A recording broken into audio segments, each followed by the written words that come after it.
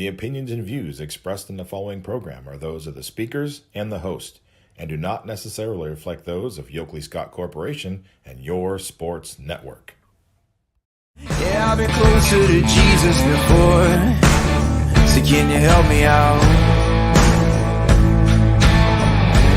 Oh, can you help me out? Am I on my own? Am I on my own? But can you help me out? Am I on my own? Am I on my own? Or can you help me out? Can you help me out? I've been scared to look in my soul.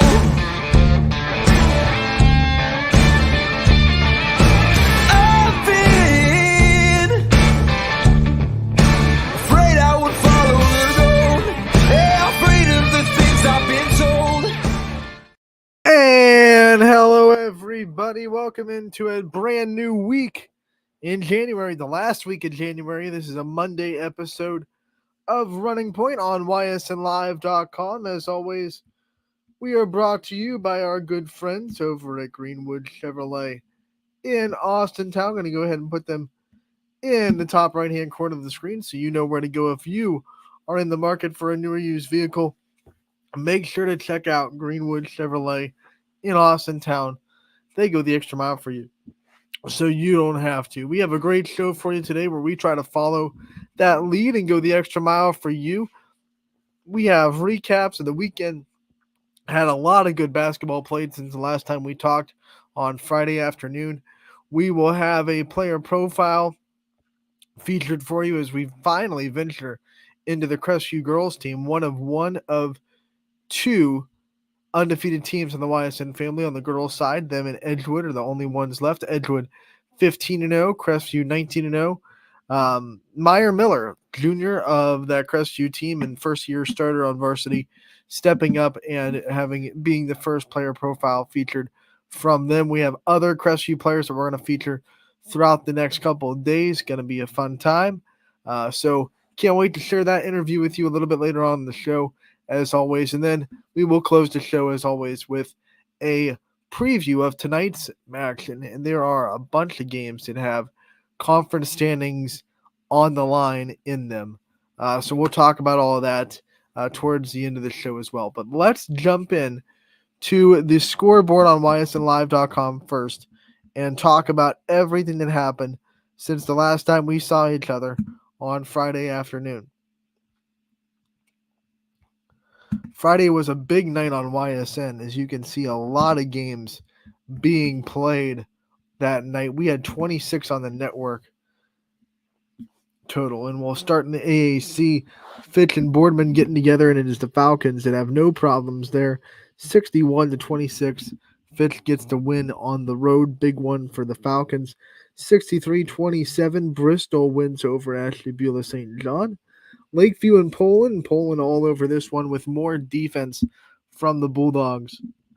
47-26. Poland wins that game. We scroll on to the MVAC grade tier, where Camel gets the win over Garrettsville Garfield, 63-46. And Camel still rocking and rolling through their season, trying to keep pace in the MVAC. Salem and Carrollton, it is a 2-point heartbreaker for Salem on homecoming night. Carrollton comes in, spoils the party. For those of you that don't know, Salem has their homecoming directly after the boys' game. So Friday, you have all the girls there in the student section in their homecoming apparel. You have homecoming court, and then you have the boys' game finishing. The boys go into the showers, get back out, get dressed, get ready, and then homecoming is across the hall in the cafeteria right after that game. So crazy night in Salem. Carrollton spoils the party, though, with a 2-point victory. Champion and LeBray doing some battle. Champion fought really pretty valiantly against the first-place team in the MVAC, but eventually the Vikings too much for Champion. 68-51. Final score there, LeBray rolls to another MVAC victory. Crestview and Brookfield getting together, and Crestview gets the win, a much needed win for the Rebels, as their defense keeps that high powered offense of Brookfield in check, and they win 56-47. That's a big one for Crestview. East Palestine goes on the road and gets a 20-point victory over Southern Local, 77-57. The final score there, the Bulldogs have a bite to them in Salineville. Edgewood traveling to Ashtabula Lakeside, and they get the win, 63-51. I'm sure the entire Edgewood nation out there and the fan base kind of happy this was not a one-possession game. Edgewood has been testing the heart rates of their fans all season. So to have one where they can pull out and maybe get some young players involved late and not have to sweat down the stretch, I'm sure the entire Edgewood fan base and community is kind of happy that they get one of those. Girard and Struthers in the NE8, and Struthers gets the 66-49 victory over Girard. Canfield and Howland AAC matchup. Canfield trying to bounce back from their loss to Fitch on Tuesday, and they do just that by beating the Tigers 54-37.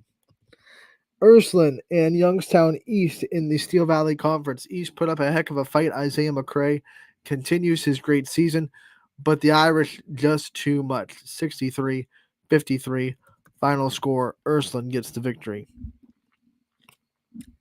Western Reserve with a win in the trophy game over Jackson Milton, 68-44. So they get to hoist the trophy. For those of you that don't know, the second game in this rivalry is always a trophy game. No matter who wins the first game, it's always second matchup of the season between these two. Trophy game on the line.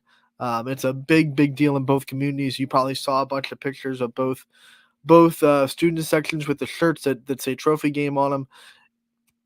Taken very seriously. I'll never forget when I learned that firsthand doing this boys game for the first time that I've done it. You know, I'm not a member of these communities. I didn't grow up in Western Reserve or Jackson Mountain. I had no idea it was a trophy game, so I'm shutting down my broadcast. But then all of a sudden there's this big commotion at half court, and I'm like, what's going on? The AD for at that time, Jackson Milton won that game. So the AD for Jackson Milton brings out this big like box out of the locker room, and I'm like, okay, well, you know what? Something's happening. I better keep this broadcast rolling.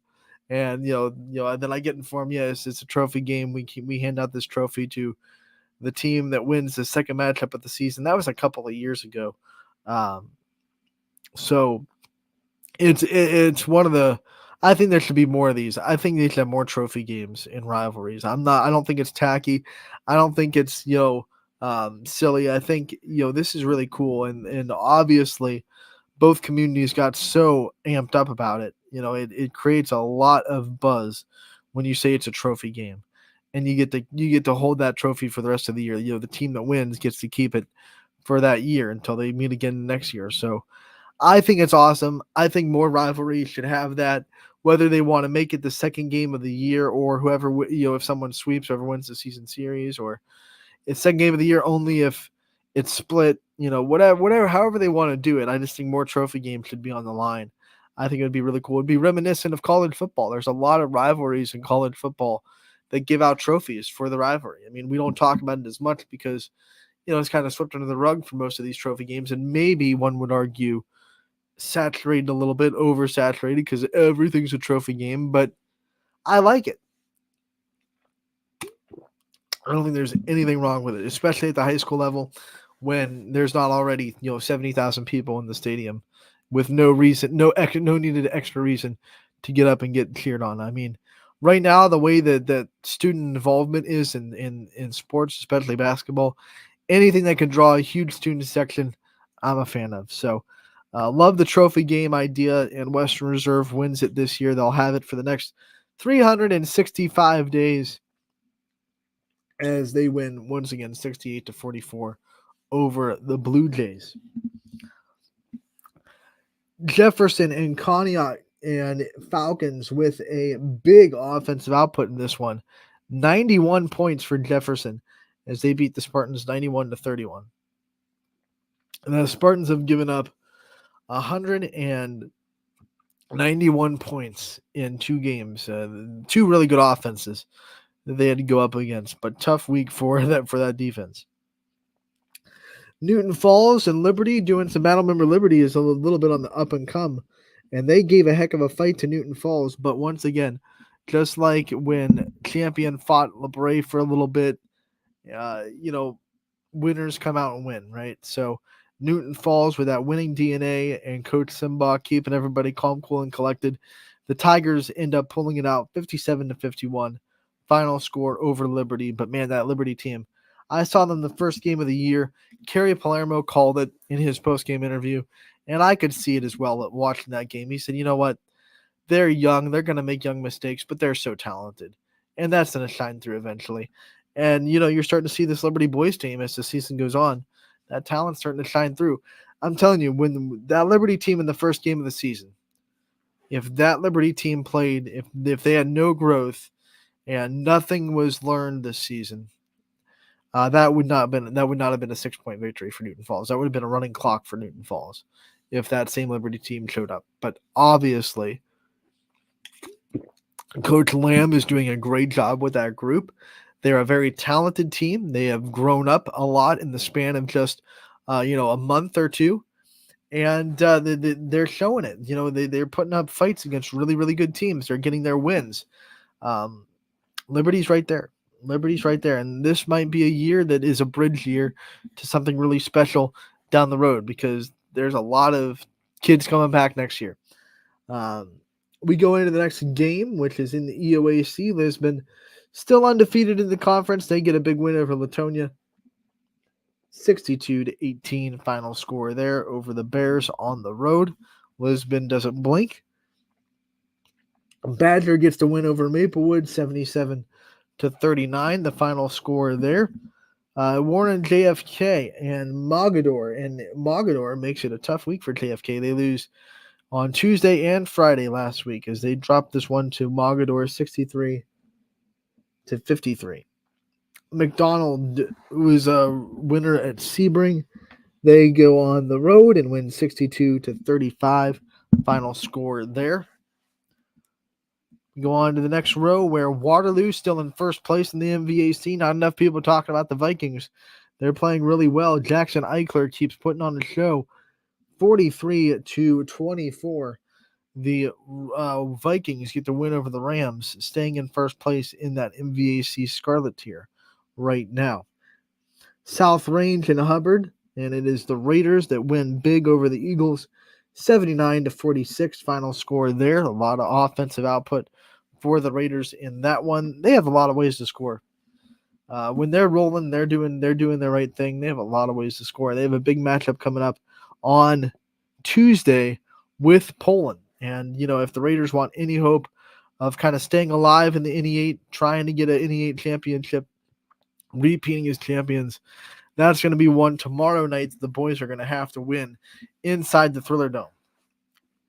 We go into Heartland Christian, and Urban Scholars go into the Lions Den, and they do not survive the Lions Den. 68-22 final score. Heartland gets the victory. Columbiana on the warpath in the EOAC, trying to set up a game with Lisbon later on where they could tie up the Blue Devils, and they stay on pace with a 50-39 win over Valley Christian. Wellsville and United doing battle. Wellsville gets the win in overtime, 56-49. These Tigers, Gary Altizer has talked about it a little bit when he's able to stay after Wrestling Wednesday because he calls a lot of these games. This Tigers team, Tyrell Watkins, needs some respect on his name. He's putting up one of the best seasons that we've seen this year. He's averaging 20 a game, 20 plus a game, I should say. It feels like. I don't know. I don't have his actual season numbers here, but every time we're getting stat reports from Wellsville, it's Tyrell Watkins double. It's just what he's doing this year is special, and he's again having a big game against United to get them a win in overtime. Tigers outlast United. They win overtime. The overtime period 10-3 to win by 7 in OT. East Liverpool and Wheeling Park playing a really good basketball game on Friday in the Potter Fieldhouse, but it is Wheeling Park that does come out on top of that one. 58-54, but a really entertaining basketball game.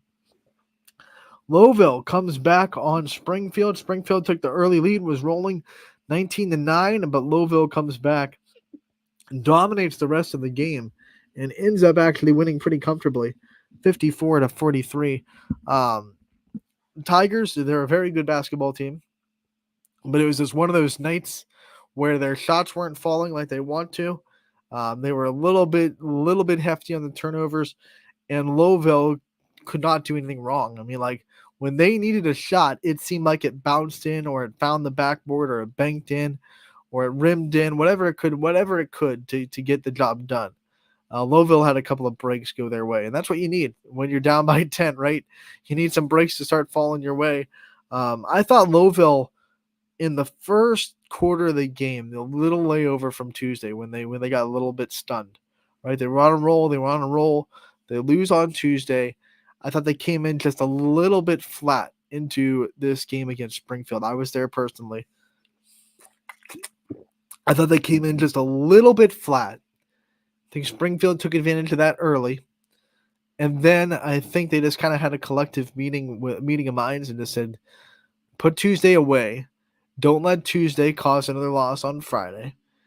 And they got back to how they looked before they even lost on Tuesday and that big winning streak they had. So once they kind of gathered up and straightened themselves out a little bit, Lowville really dominated this game. They went from down 10 to winning by 11. That tells you what they did the rest of the way.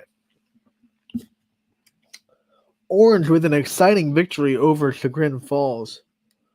44-43. Lions are not to be messed with this year. They have a couple of really big wins on their belt as well.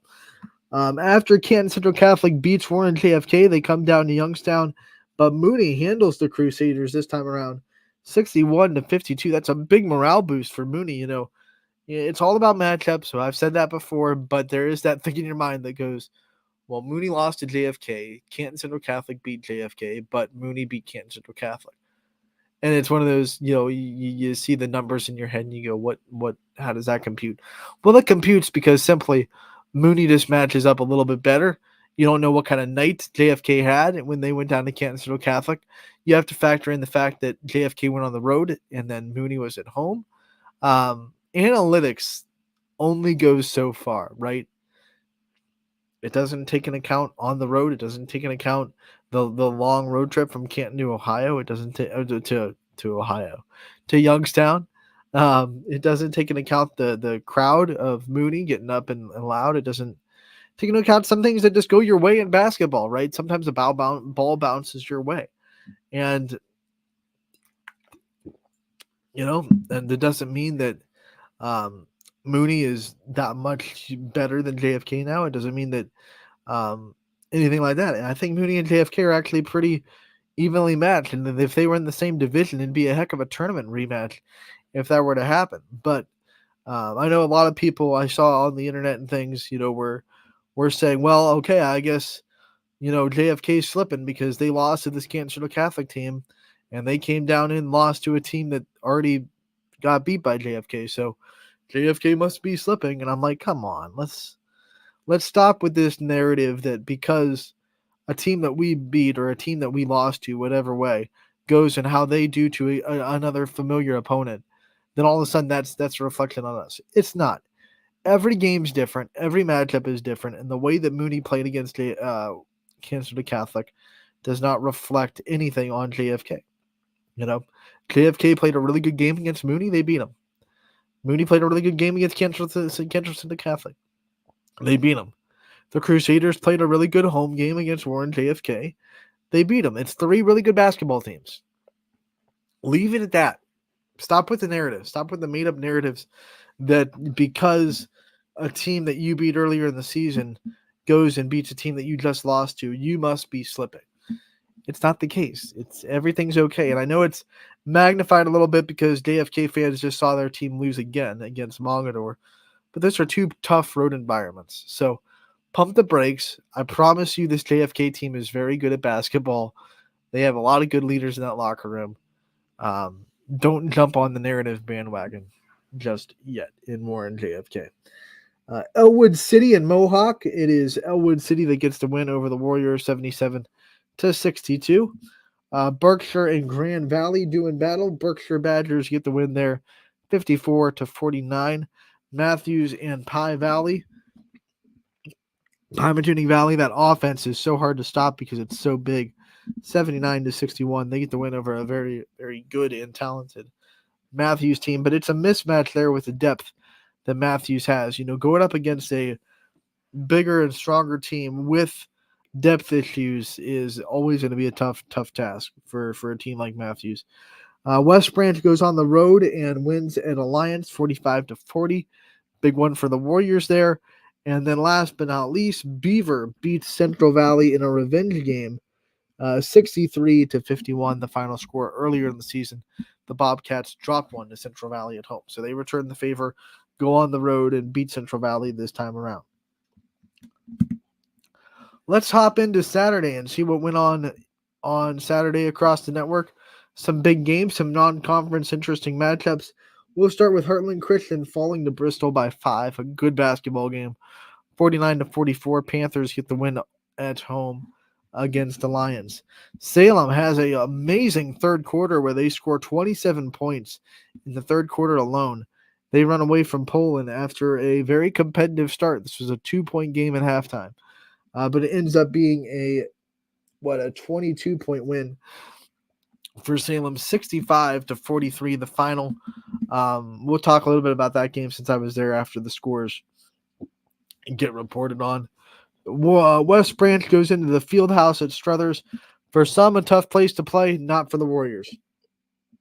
They come off of their EBC clinching victory earlier in the week, and they win over the Wildcats 65-29 in Struthers. Big win for West Branch against a team that had been playing really well in the Wildcats. Jefferson and Conneaut doing battle. Conneaut gets the win 55-48 in Ashtabula County over Jefferson. Edgewood and Lakeside. It is Edgewood staying undefeated. No trouble in the Dragon's Den, 64-28. Final score there. Boardman takes control of the AAC. I'll go over the standings here in a little bit to give you an update on the AAC, Wild AAC on the girls' side. But in overtime, Boardman gets the win 56-44, dominating the overtime period, only allowing Fitch to score 4 points in that extra frame. Canfield gets beat by Howland 58-45, the final score there. The Tigers roll. Alyssa Masucci, another 20-point game for her. Southern Local beats Valley Christian 57-10. Ashley Schroeds gets some more milestones on her docket. She had 2,000 career points on Thursday. On Saturday, she also breaks the Columbiana County scoring record, which was held by Chelsea Bokert of Crestview with 2016. Now it's held by Ashley Schroeds. That record for Bokert was broken in, let's see, my sophomore year, so that would have been 07, 08, 09. So the 08-09 season, if I'm pretty sure I'm right. I think she graduated when I was a sophomore. So 2009, let's say. So that record held for 15 years. It's a 15-year record that Schroeds broke in the county. So she now has the Columbiana County scoring record, and she also broke the record for 3-pointers in a career for Southern Local as a program. So Ashley Schroeds racking up the milestones. Probably, you could now say the best girls basketball player to ever come out of Columbiana County and one of the best to ever come out of our area as a whole. Just been awesome to watch her the last 4 years. Glad she's a part of the YSN family. And let's see how she's able to finish her senior season. Last but not least, on the girls' side, Hoban travels to Springfield at a Holland, and they get the win there, 62-48, the final score there. Boys basketball, Canfield controls their home court, 63-27, a big win over Salem. Hoban hands Lutheran West their second loss of the year, 68-62 over Lutheran West. Beaver Local, they beat Bel Air 86-56. Cheney goes to Liberty on a Saturday afternoon and rolls 64-30. And last but not least, Wellsville falls to Oak Glen 64-41, the final score there in boys basketball. So now let's go up and talk about the game I was at Saturday. Salem hosting Poland. It was senior day for Salem. They honored their three seniors in Riley Hutton, Riley Flickinger, and Lauren Barton. And like I said, this is a close game in half. Poland actually won the first quarter. They were up 14-11 after one. 24-22, Salem was winning after the half. Looking like a back and forth game. And Salem comes out and starts dominating the paint in the start the third quarter, getting really, quite honestly, open looks down low for Reese Davidson Chuck, right? So Nick Blanche, who was not pleased with the way that his team came out of the locker room, he made a statement decision. He said, okay, my starters right now are not playing the way I want them to play. And I don't know what went into the decision. I don't know if it was a disciplinary thing. It was just what I saw. I didn't really get to talk to coach after the game with all the senior day hoopla and trying to get my interviews. But I assume, I mean, for the last 6 minutes of the third quarter, 6-ish, he kind of had a full substitution and had a lot of his bench players in on the floor. And not because of that, Salem won, but it was one of those things where I think he sacrificed, a little bit of that game to send that message, like, hey, okay, we're going through adversity right now. Mary Brandt's not with us. She's out for the year. We have to regroup. We have to have unity as a team. We have to play together. And I think he saw a little bit of shakiness in that third quarter and just said, you know what, we have to nip this in the bud. He made sure that everyone on that floor knew that just because Mary's out doesn't mean that your role is now guaranteed. He gave young players a lot of minutes in that third quarter. And did they make a couple of mistakes and let Salem, expand the lead even more? Yeah. Did they make a couple of really good plays that I thought were like, okay, they're starting to grow a little bit and show, cut their teeth a little bit on the varsity level? Yeah, I saw that too. And I think the reason that Coach Blanche did that, and once again, this is just my interpretation. Did not talk to Coach Blanche yesterday. I'm gonna see him tonight in South Range, see him tonight against South Range. But from what I could gather, my assumption is that he just made this statement because, hey, he knew 2 days we're playing South Range. They've already beaten us in the conference. We have a 1-game lead in the NEA play. If we have to nip this, in the bud, whatever was going on in that third quarter right now, then we're going to do it. We're going to send the message right now. If it means we lose to Salem, we lose to Salem. But we need to beat South Range. I think he knew that. And I'm saying we as like in perspective of Coach Blanche. I think he knew that. I think he just, tried to send a little bit of a coaching message there. That your time on the floor is not guaranteed. I will put you out if you're not doing what I think is our standard.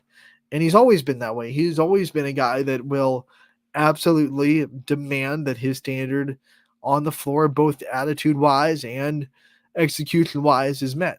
And effort, I should say effort. He actually, if you're trying really, really hard and you're putting out the full effort, maybe you don't execute it the way it's perfectly supposed to be executed. That's not going to be his big bugaboo. But, effort is going to be something that really grinds his gears. He's always saying, I don't care if we win or lose as long as we play the absolute best that we can play. So that tells me that he's not a coach that believes that everyone has to execute 100% of the time. If you are putting the effort that he has set the standard to in the program, this is the effort you have to put in, then he is going to be happy with you as a player. And for whatever reason, in my perspective on what I saw, he didn't feel like, his starters, his rotating five were doing that in the third quarter. He took them out for the rest of that third quarter, and he let his young players go out there and really take some steps as a varsity, that they're going to be on next year. And Salem took advantage of that. They went from, it was already getting a little bit out of hand. I think he probably did it when Salem went from up 2 to maybe up 10, up 12. But then it kind of, ballooned into, obviously 22. But hopefully, I think Nick Blanche is gambling that that message is received by tonight, because Poland has a lead in the 88. They are up. They are controlling their own destiny. They've already beaten Girard twice, who's right behind them, but they can't afford a loss. And South Range is one of those teams that if you don't show up, they can beat you. They already beat them in South Range earlier in the season. So I think that's what Coach Blanche is starting to see on the wall. Like, hey, if we're going to send this message, we have to do it right now, before that South Range game. And I think in his mind, he probably did it there. He might not have been sending a message. I don't know. He might have just felt like they were gassed. Maybe they need to break. I don't know. But from what I could see, this is just me guessing on what I saw live at the game. Want to reinvent that again, reinstate that this is not confirmed. This is not something that Coach Blanche has actually told me. It's just what I saw, what I think, my perception. So I cannot stress that enough, because I am not saying that this was a factor. This absolutely happened. It just felt like to me that they came out of the third quarter flat, and Coach Blanche said that's not acceptable. Put him on the bench, put his reserves in, then put them back in the start of the fourth quarter to say, okay, get back out there. Let's see you. So let's see if you got my message a little bit. So that's what I saw. And I thought it was brilliant, especially if it drives home for tonight. Salem side, let's talk about Salem.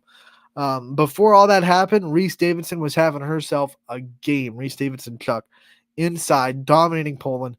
When you cap that with the athleticism that they have on the guard position, if they can get Reese Davidson Chuck to consistently play well in the post, that's going to be big for Salem coming up, because they have West Branch, and you need a post presence to beat West Branch. They have bigger guards in Carter Shepard in the forward position. They have Sophia Gregory, who's a bigger guard. They have a good post presence in Showalter and Woods down there and down low. So yeah, you need some post presence if you're going to compete with West Branch. First time around, Salem was there for a half, right? It was a 1-point game, 2-point game at halftime, and then West Branch rolled away with it. So can Salem make the adjustments? I'm saying if Reese Davidson Chuck plays like she did against Poland, then they're going to have a chance, because that speed plus the post presence for Salem, that gives them a dynamic offense that's hard to defend. Because athleticism on the guard position is probably top tier in the Ysn family. There aren't too many people that are faster in the Ysn family than Riley Hutton, right? So her first step is better than most. So when you can accompany that with a really good post presence that people have to respect, then you're gonna be in for a really long night guarding them, and you're gonna be in for a fun night if you're on that team. So that's what I thought about Salem. I thought Reese Davidson Chuck was the difference maker. Riley Hutton obviously led them with 21. She's always a difference maker, but I thought the thing that made this different than most Salem games against good teams this year was the fact that Reese Davidson Chuck played really, really well. And she kind of turned the tide and made that into a dominating game for Salem. So was really impressed with Salem. Congratulations to them on senior night. I said today senior day. The 3 seniors that will be going on to do great things in the future after they graduate Salem. Congratulations to them. And I love being on senior days, man. I love seeing seniors recognized for the 4 years they put into the program, and that's what it's all about, right? That's what high school is all about: recognizing what people do for the program. And even if they're not the seniors that have 19 points per game, or that are like Ashley Schroeds, the best scorer in the county has ever seen. I love seeing the seniors that have just kind of been there and just kind of worked hard for 4 years. They getting recognized. That's really awesome too to me. So I love being at senior days, and I was honored to be there for Salem Senior Day on Saturday. So that is your weekend recap. That does it for that segment of the show. What we're going to do is we're going to take a commercial break. On the other end, we will have a player profile feature for you from Crestview Girls Basketball. It'll be Junior Meyer Miller today when we come back on Running Point, brought to you as always by our good friends over at Greenwood Chevrolet in Austintown. 21 News delivers the news as it happens, using the latest technology from where it happens. on air, online, Wednesday afternoon weather update. Very dangerous. and on the 21 News social media platforms. I'm on the road right now. 21 News, the Valley's only locally owned source for trusted news since 1953. Craftsmanship to us is 60 years of pride and dedication. Passed down from generation to generation. The hardwood floors that your kids take their first steps on. The solid wood doors you quietly close at night. The things we create day in and day out are the products that end up turning your house into a home. At Baird Brothers Fine Hardwoods, uncompromising quality and craftsmanship built our business. And it will keep us moving forward for generations to come. Going the extra mile at Greenwood Chevrolet means we want to take care of the community that takes care of us too. And we have to work together always. And that's how you stay in business for 40 years. You know, I love being a helper because when I help somebody, it makes me feel good.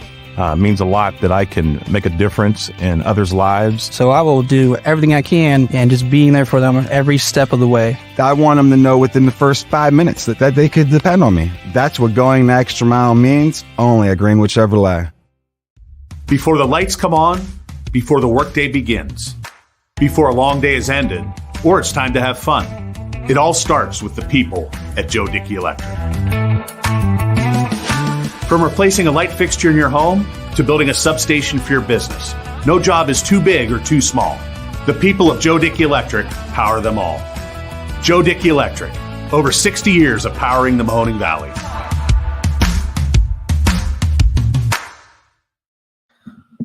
Welcome back to Running Point on ysnlive.com. Brought to you by our good friends over at Greenwood Chevrolet in Austintown.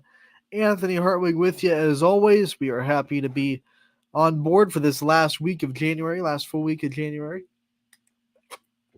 and last Monday of January. So thanks for tuning in today. As promised before the break, we are diving into our player profile feature of the show.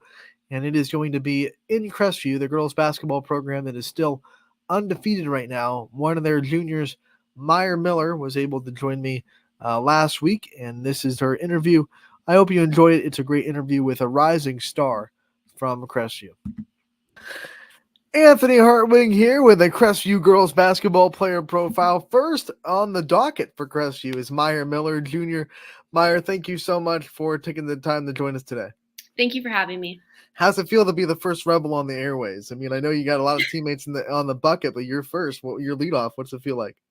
I feel like there's a little pressure. I'm the first that you're hearing from, but I'm excited. So you lead off with the best, right, Maya? You gotta have that confidence. Right. You are a junior this year, which means you have taken a big step up from just responsibilities from sophomore year to junior year. It just comes with being an upperclassman now. What's it been like for you? How have you handled that step up in responsibility? Well, JV and varsity basketball are for sure they're not the same. So kind of making the transition, obviously I got a few varsity minutes last year, but I didn't have like a set position on the team. So moving into this year, I knew what my goal was. I wanted to obviously be a big part of the team, of such a good team. And obviously that's not easy. We have a group of really talented girls. So kind of earning my position on the squad it was definitely difficult, but I think it took a lot of hard work, but I'm happy where I am right now. All right, let's rewind back to the start of the season, and I'll remember this moment forever because it's your first varsity start at Springfield. They're a Final Four team last year. Games went down to the wire, and you hit a big three to help your team win by 2. That was just kind of, hey, I'm here. I belong to be on this court. What did that moment feel like for you? And how much did that game kind of give you confidence for the rest of the year? Yeah, obviously that was the season opener. And so there were a lot of nerves with that game. It was my first start. And, I still kind of had to earn the respect of my teammates because they had been playing varsity basketball. They already they played last year, and I was kind of the odd one out. I was the only one who wasn't a starter last year, so I had to earn the respect of them. And the clock was ticking, and I saw the score, and I was open in the corner where I'd already hit a 3 from earlier. And I don't know if Coach Blatch was too happy after I shot it. Usually that's not what coaches want when the score is that tight and the clock is winding down. But I shot it, and it went in. So that was really Yeah, exciting. for those that don't, like, I think Crestview was up by maybe 2 or 3, so obviously the game plan there is try to hold the ball, but Meyer saw the shot, put them up by 2 possessions, and they ended up winning by 2. So, what a great performance there. Now going through the rest of the season, you're undefeated. This Crestview team is on a tear. A lot of talent on the floor. What's it been like going through this season and just kind of taking every challenge and winning every game?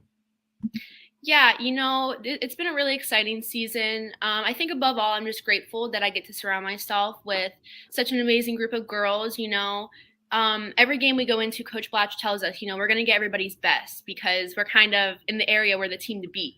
So we know we're going to get everybody's best, but we also know we just need to come out, play our game, and we're taking it all in because this doesn't happen very often, 17, 18-0 right now, one of those. But yeah, as a junior, and we have a lot of sophomores on the starting lineup, I think it's really special. This success didn't come out of nowhere. I mean, Crestview has been good at girls basketball for a couple of years now. But was there a moment this year where you guys kind of started to, notice like we got something really special going on here? Like we have something like undefeated season going on here. We have something that we can really put together. Yeah.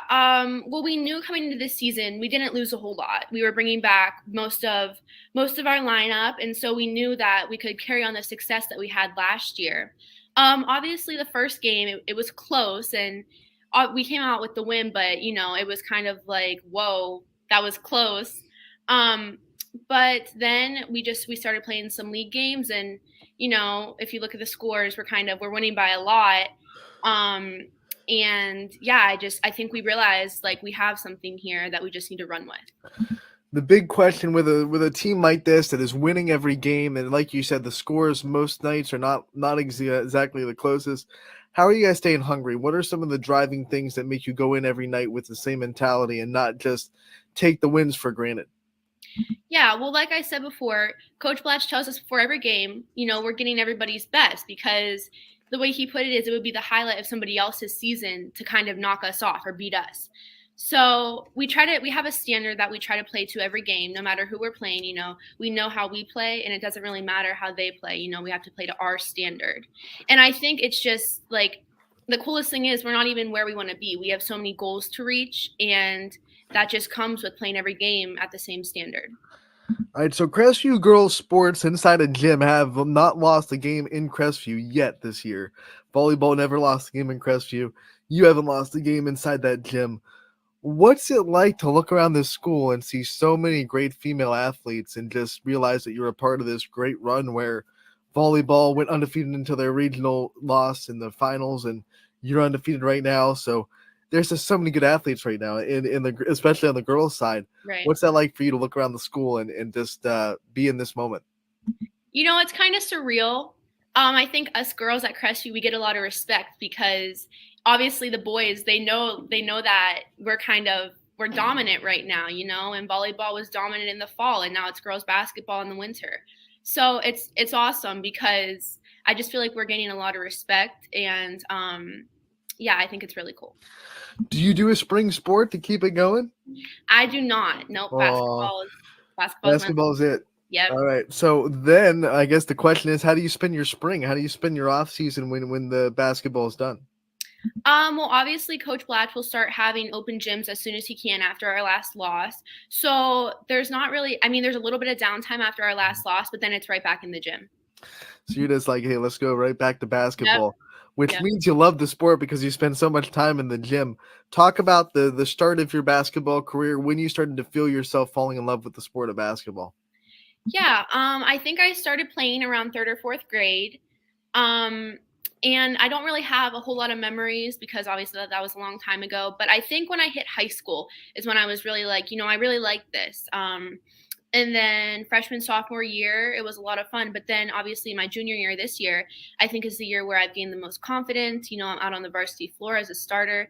And I feel like this year is like if I think about basketball, it's what I think of because I think I've just gained so much confidence and I'm surrounded by such a great team that this is the year. I'm sure there are days, whether it be in the practices or maybe in the open gyms, there's got to be some days where you feel like you don't really want to do it. It's whether you had a bad day at school, you're not feeling well, whatever it may be. What drives you on those days to keep working? Yeah, if we have a bad practice or like I fall in a slump, Coach Blatch is just always there to keep encouraging us. I think that we spend so much time with like the team, and Coach Blatch is around us so much that he knows if we're in a slump or if we're not feeling good. And I just feel like he's always right there to pick us up and get us back to the standard that we have.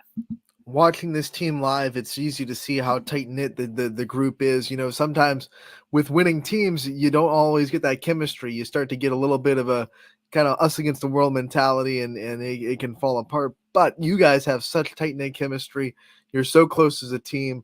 What's it like to be in a locker room where you can trust everyone in that locker room? You can trust everyone in that gym, not just on the basketball court, but I'm sure there's anyone that you on the team you could go to with any problem, and they would be there for you.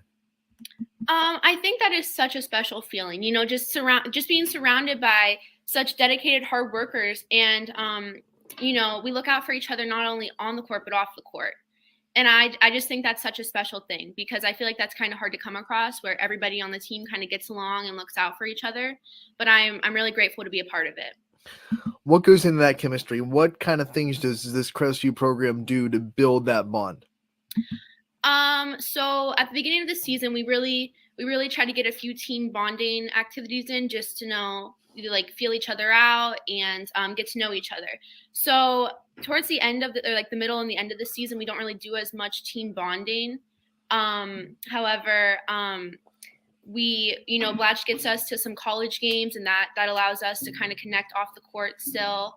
And yeah, I think, and obviously seeing each other in school all day, we pass each other in the hallway all the time. So I just think that all plays a role in it. What is your absolute favorite team bonding exercise? I really enjoy the college games that Blatch takes us to. I think it's really cool to see, the competition at the higher level, and then just be able to sit with my team while watching the game. I think that's really fun. All right, let's talk about you as a student. Obviously, there's a big jump, not just in basketball, but in schoolwork from sophomore to junior year. How have you been handling that transition inside the school? Yeah, everybody tells you that junior year is going to be your hardest year, and I didn't believe them until I was in it. I picked up a few college credit plus classes this year on top of my schedule. And at the beginning of the year, I really regretted it. But now I think I have a schedule down, and, I learned how to balance my work with my athletics. So it's going good right now. What have been some of your favorite classes so far in your whole schooling career? I picked up an econ course through YSU. That was last semester, and it was all about finance, financing your money in a smart way. And I think that was a really good class to take. And then I would say I love English class. That's probably my favorite. So if you had to pick one teacher that's had a big impact on your journey so far, who would you pick? So my uncle is actually the math teacher in the high school, and he's also the JV boys coach.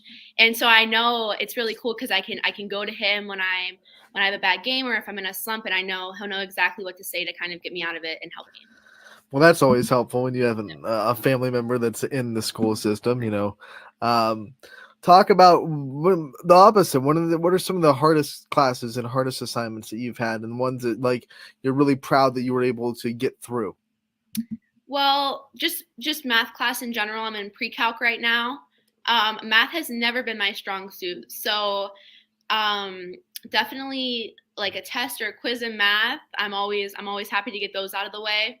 So, all right, let's get to know you a little bit off the floor. I'm going to start with candy / dessert / guilty pleasure foods, because we always like to get people hungry early on in the morning. What's your favorite kind of dessert, I guess I should say, or a sweet tooth? Oh my goodness. I would say ice cream, definitely. Okay, you're not going to let you off the hook there because you got to go with flavor. What's the best flavor? Cake batter ice cream. That is my all-time favorite. And where do you go to get it? Handles. There you go. That's my order. Like that. We're connected there. What about candy? What's the candy for you? My goodness. I would say peanut M&Ms. Mm-hmm. Those are my favorite. So. And then every away game, I know you guys get snack bags, and you guys that's the wonderful part of high school athletics, snack bags on road games. What would make a perfect snack bag for you? Okay. Probably I always drink an energy drink before the game, so maybe like a Celsius or something in there. And then I don't really like to eat a whole lot before the games because I'm always so nervous. Mm-hmm. But maybe like a bag of peanut M&Ms or something just Right. for the ride there. So you're not eating before the game. What do you do to celebrate? What's the celebration meal like? Oh goodness. Well, on away games, usually my parents will stop somewhere, and since most of our away games are in Mahoning County, usually there's a Chick-fil-A on the way home. So I like to get Chick-fil-A after the games. Chick-fil-A's are for winners, right? I mean, right. And you haven't had to worry about that. 18-0.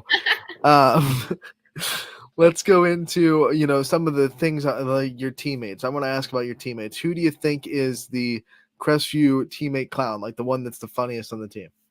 Oh my goodness, Addison and Lavraine. I don't know if I could pick between those two. They're so funny. Who's the best dancer on the team? I would have to go with Addison too. When Mr. B's playing all the pregame songs, she starts feeling it. She starts dancing. Who is the one person on your team? Like we asked about the one that's the funniest. Who's the one that takes things like the most seriously, hard to crack a smile with, hard to get them to joke around when it's go time? I'm going back to Addison for this one. When the game starts, she's not messing around. Addison's racking up the awards. Yeah. Who's got the most style on the team? The most style. Lavraine Gaskin. She has some really cool shoes. I was gonna ask the next, like who's got the biggest kicks, but Lavraine, I do like her shoes. Yep. I've seen them a couple of times. They stand out. That's always good for broadcasters. Yep. Shoes that stand out. What teammate has the best music taste, do you think? Ava Busey. Ava has our pregame hype and practice playlists, and there's some good songs on there. So that's got to be a heck of a responsibility to be. You're in charge of our music. Yeah, but she does a good job. Before we let you go, I want to ask about what it's going to be like when you're transitioning to next year and trying to sharpen your leadership tools a little bit this year. So when next year hits and you have all those things that are asked of you as a senior leader, what's that been like to try to get into it this year and try to kind of build yourself in the next year when you're going to be a senior, you're going to be a leader? Yeah, obviously senior year is going to be bittersweet, but I'm obviously going to want to make the best of it.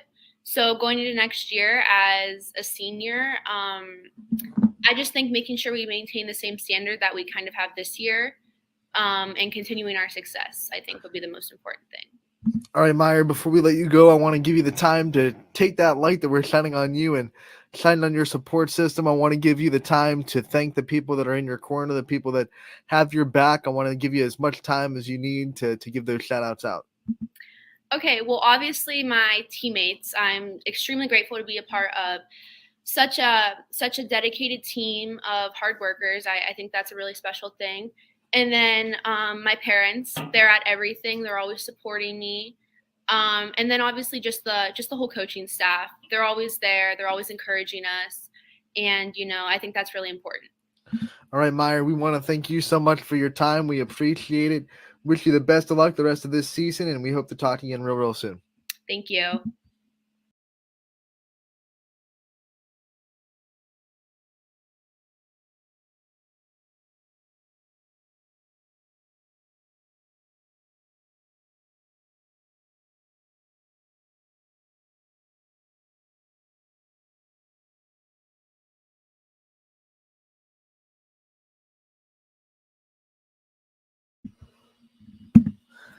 And that was Meyer Miller from Crestview with the player profile feature of today's episode. We thank her for her time and being able to be a part of that interview. What a great interview that is, though. I mean, someone that is really stepping into a big role this year. You go from getting a little bit of varsity last year here and there, but now all of a sudden you're a starter, right? I don't think people understand what a big jump that is. And then the first game of the year against a Final Four team the year ago in Springfield to go and hit a basically game sealing three with them up by 5 and the clock winding down. She buries a three, puts them up by 8, which is now 3 possessions, and Springfield could not come back into this game. And when you think about the fact that It ended up being a 2-point game. Springfield hit a buzzer beater to make it a 2-point game. You take 3 points away, that buzzer beater wins, and Springfield wins by 1. So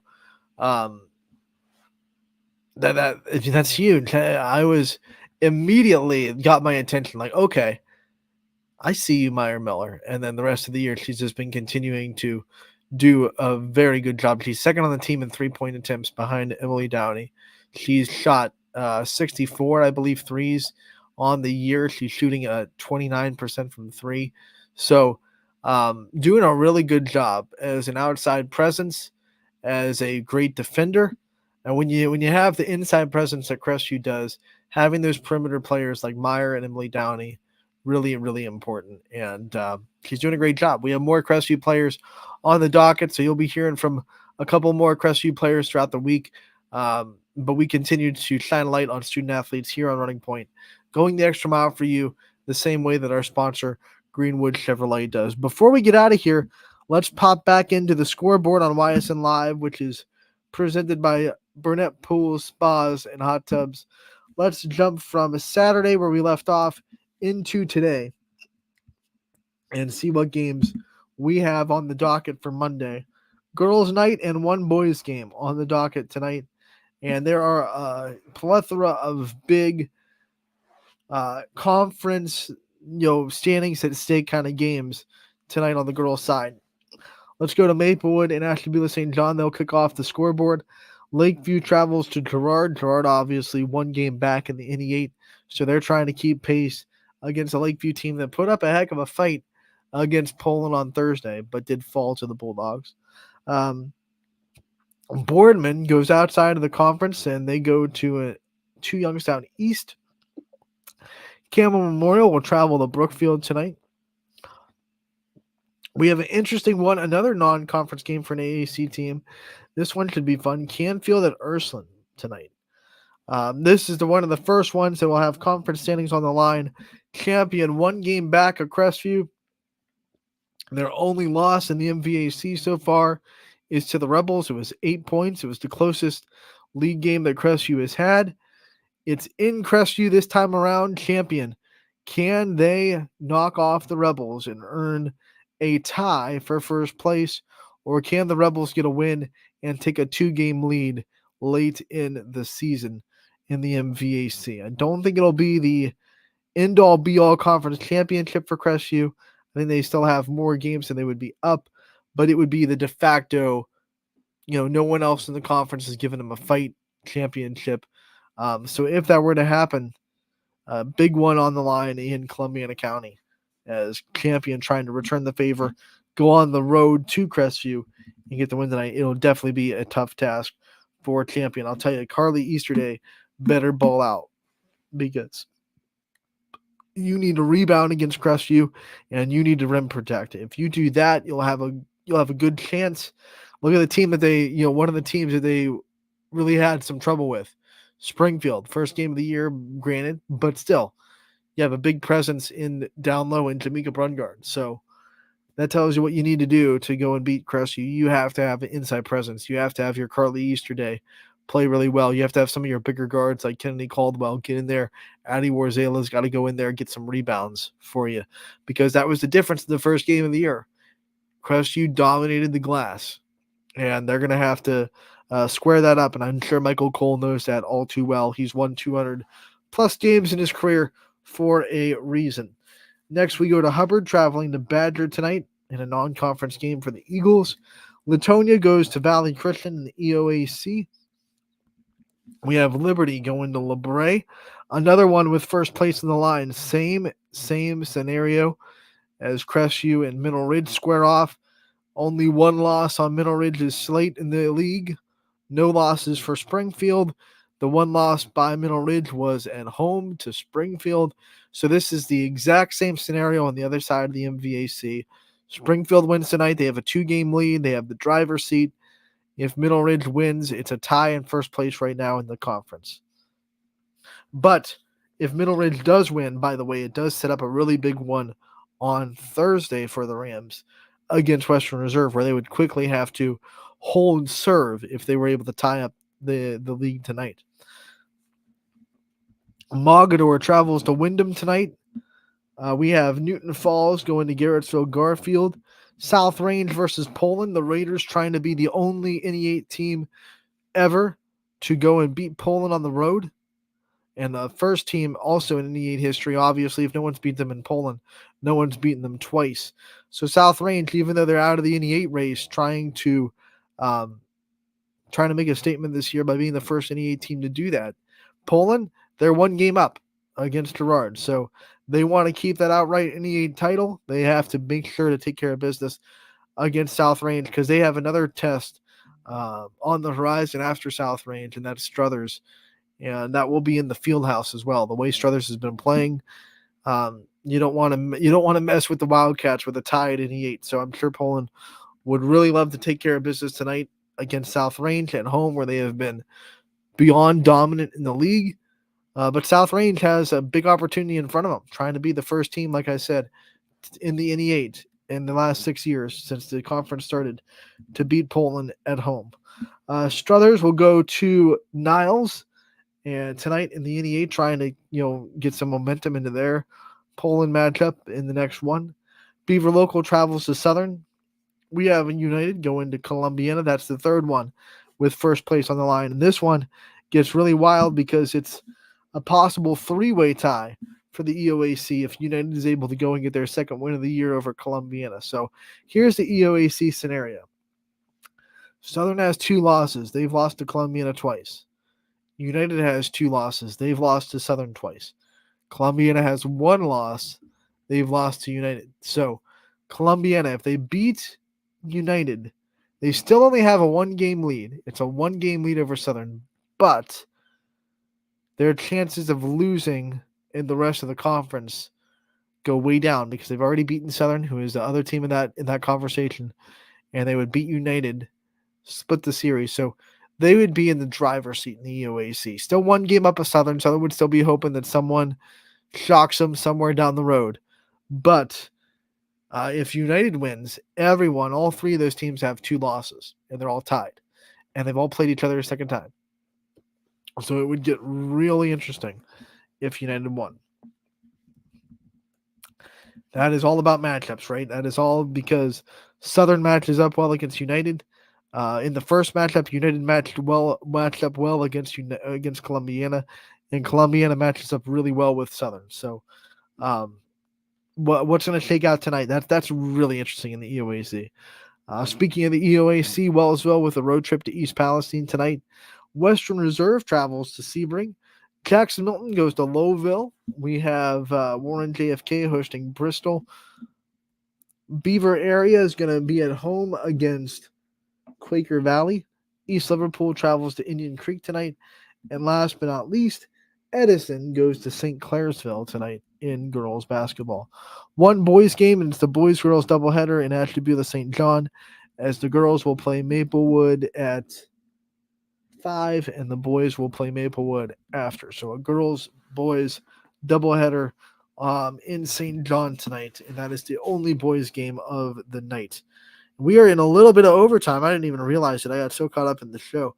Let's just quickly go over what will be on the network and who will be there, and then we'll get out of here for the day. Tonight, we have Lakeview at Girard. Matt Marr and Jordan Barber will be there. Sam Torres is going to be in St. John for that boys-girls doubleheader. We have DJ Yoakley traveling with Boardman to Youngstown East. Chris Sigler will be in Ursuline for their matchup with Canfield. We have Tony Perazio in Crestview for that first-place matchup with Champion. Bill Shea will be in Badger as Hubbard comes to town. Noah Doty will be in Springfield for that first-place matchup in the MVAC Scarlet tier. Wyndham's YouTube channel will have you covered with their matchup with Mogador. Garrettsville Garfield School broadcast team will have you covered for their matchup with Newton Falls. I will be in Poland for South Range Poland. Larry Scragg will be in Southern for Beaver Local and Southern. Joe Sebia will have the first place matchup between United and Columbiana. And then CJ Schroeds has Beaver area covered against Quaker Valley. That is varsity only tonight. So that one should be fun as well. So a big night on the network. 3 games with first place on the line. All of them covered. No one gives you what Ysn gives you. Trust me on that. Make sure to tune in to ysnlive.com/live tonight. You don't want to miss the docket of games. It's big. It's huge. Conference championships on the line. Here we go. ysnlive.com/live. Thank you so much for tuning in to Running Point today. Brought to you as always by our good friends over